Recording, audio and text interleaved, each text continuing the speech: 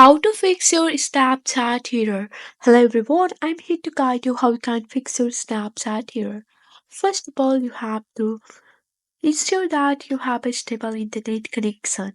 You can try switching between your Wi-Fi or mobile data.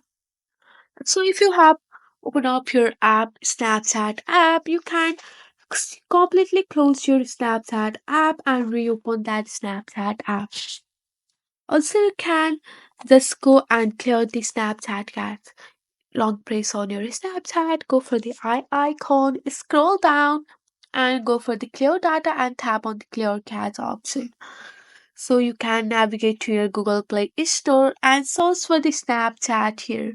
Once you have searched for the Snapchat, if there is any update available, then you can download the latest version of your Snapchat. If none of this step work or if updating didn't help, you can uninstall your Snapchat and reinstall it from your Google Play Store.